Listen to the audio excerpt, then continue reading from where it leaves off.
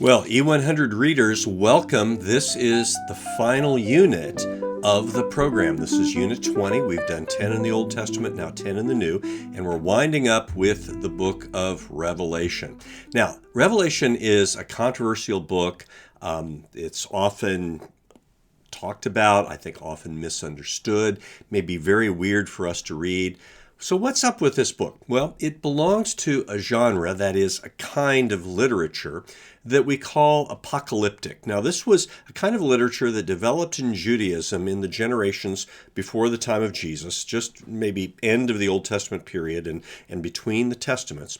It was something that Jewish people used to describe the world's difficult situation, its sinfulness, its fallenness, the difficulty that the faithful people of God have in the world, and to describe that as the conflict between God and his people on one side and the evil one and those loyal to him on the other side. So we're describing the situation of the world as cosmic conflict. So it uses language from its own time and images from its own time and mixes that with images from nature, often bringing together things like hybrid animals, things that look like scorpions, but they also look like locusts, for example. So things from nature, but also images from the biblical past, like prophets and gifts of water and gardens and cities and things of that nature. And so it describes all of this in language that is bigger than life. I like to think of apocalyptic literature as a superhero comic book, but without pictures. Instead, it's as if the pictures are being described to you. Everything is just huge, and every conflict is very, very violent and powerful. So this is prophetic literature, but that doesn't mean that it's necessarily predictive, just as that's true of all prophecy. Remember, prophecy is more forthtelling, that is, telling out the message of God, than it is foretelling, telling things in advance. Though God does give warnings and promises in prophetic literature. So this literature is describing the state of the world from God's perspective, with the assurance to his people that though they go through some pretty awful difficulties, God is still protecting them and preserving them. God will be victorious, and they will participate in and celebrate that victory. One thing we need to remember is that we may lead lives that are relatively comfortable, and this may seem foreign to us, but for much of the world and for much of Christian history, this literature has spoken deeply to people because they were in a situation of suffering. So what are we going to be reading? In chapter 1, we get the introduction to the book, and I want you to pay special attention to verse 9.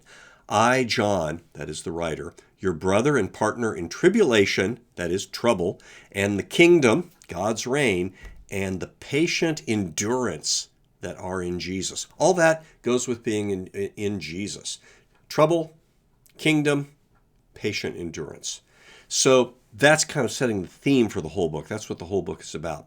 In chapters 2 and 3, we see letters that the Lord is sending by the author John to 7 churches. These are letters that are like the letters of Paul, except they're much more condensed and they're kind of figurative. They address the situation in those churches and bring to bear the message of the whole book on what is happening in those churches. And just as we would see today, there's a whole range of circumstances. In chapters 4 to 7, there's an image of God on his throne in heaven being worshipped, but then a scroll is brought out, which is God's plan. And the question is, who can open the scroll? And only the Lion of Judah can do that. And when the Lion of Judah appears, it's actually a lamb who has been slain but is alive again. And so you see how the whole story of Jesus is tied up in that. So the lamb opens the scroll, and then we see one event after another. Now these seem very mysterious until we realize first they describe the trouble in the world with the image of 4 horsemen, the famous 4 horsemen of the apocalypse. Then we see the image of the souls of those who've been martyred for their faith under the altar in heaven. They're protected, but they're also impatient. They're asking for vindication. And then as the 6th seal of the scroll is opened, then there's a great disaster that comes on the earth as an expression of God's judgment. And all the mighty, this is the focus, the mighty of the earth are brought down by this. So this encapsulates very much the way Revelation is viewing just the story of the world. It is hard to be in the world, especially as a faithful person, but God is bringing his judgment and his rescue for his people. And so in chapter 7, following this, we see all of the people of God gathered before his throne, a numberless multitude from every nation. Just a wonderful, wonderful image that we have there. In chapters 19 and 20, we have another image of Christ overcoming the wicked one, defeating the devil in a great battle. And then he rules for 1,000 years as Satan is locked up. But as Satan gets loose, the Lord just destroys him again. The Lord is completely victorious. That's the message there. And this leads finally to chapters 21 and 22, where we see just a host of imagery bringing together very much the whole Bible: the Garden of Eden, the city of Jerusalem, the temple, creation, everything. It's just all tied together in this, and saying God is with his people. Heaven has come to earth. This is safety, this is security, this is blessing, this is triumph.